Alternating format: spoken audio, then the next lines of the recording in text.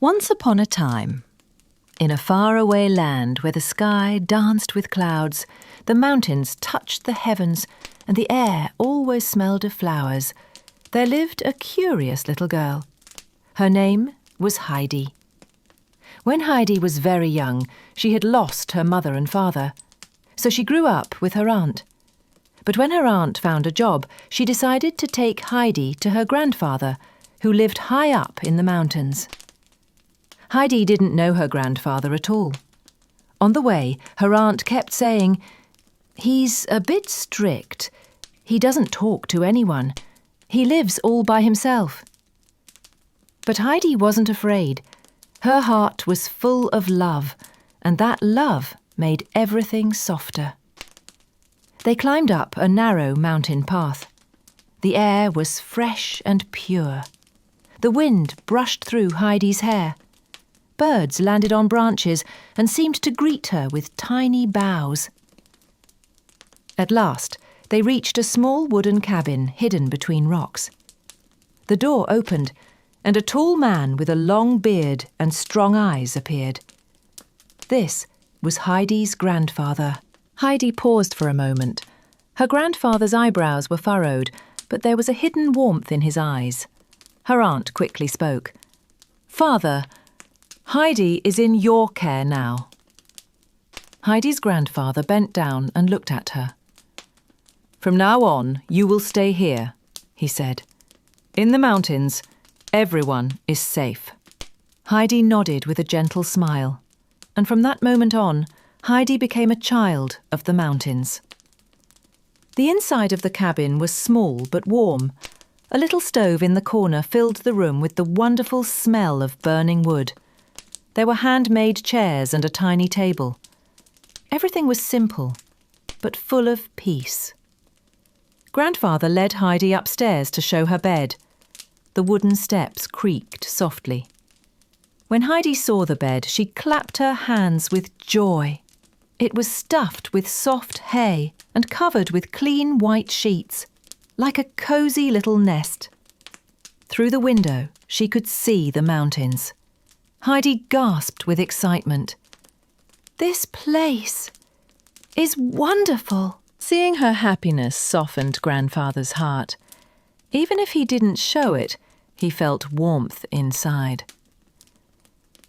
The next morning, Heidi woke just as the sun was rising. Golden light filtered into her room. Far away, she could hear the sound of goat bells. She quickly dressed and ran downstairs. Grandfather had prepared breakfast for her. Warm milk, fresh cheese, bread. Heidi ate happily, smiling at him between every bite. Grandfather smiled back under his beard. After breakfast, he said, "Heidi, you can take the goats up the mountain, but be careful. Mountains are beautiful, but they demand respect." Heidi's eyes sparkled. She ran outside and hugged the goats. Bashkiz, the white one, and Sarah, the brown one, nuzzled her gently. Just then, a boy appeared, wearing an old shirt and holding a shepherd's staff. This boy was Peter. "Heidi, is that you?" he said. "The new girl?" Heidi smiled. "Yes. Do you herd the goats too?" Peter nodded, and from that moment on, they became friends. Every day, Heidi and Peter walked the mountain paths together, picked flowers, sat on warm rocks, and told stories. Peter taught Heidi the secrets of the mountain. This flower is dangerous. This moss is slippery, but this place is safe. And this path will always guide you home. Heidi listened with wonder. It felt as if the mountains had a language of their own. The wind, the leaves, the goat bells. They all whispered stories to her. Days passed like this. Heidi loved her grandfather deeply now. In the evenings, they sat by the fireplace, drank warm milk and watched the stars. Grandfather sometimes talked, sometimes simply watched Heidi quietly. "Heidi," he would say, The mountains make your heart grow. Here, you see what is true and hear what is false. Nature never lies. Heidi kept those words deep inside her heart. But one day, her aunt returned.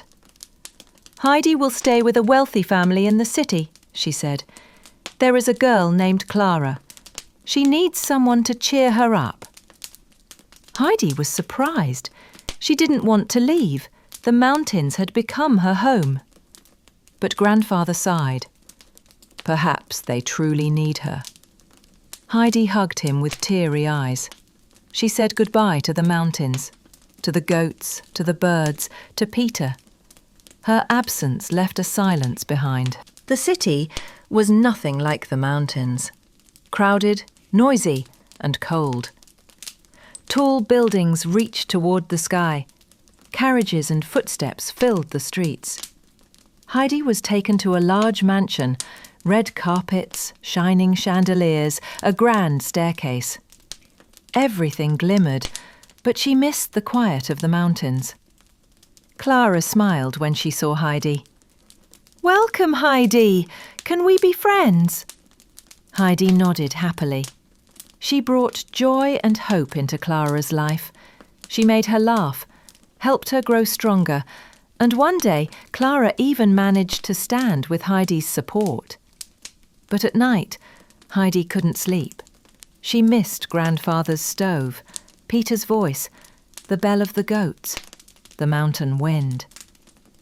One night she whispered to Clara with tears in her eyes, "Clara, I miss the mountains so much."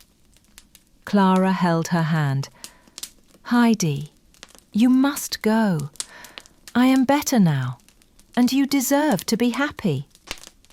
Heidi was deeply moved.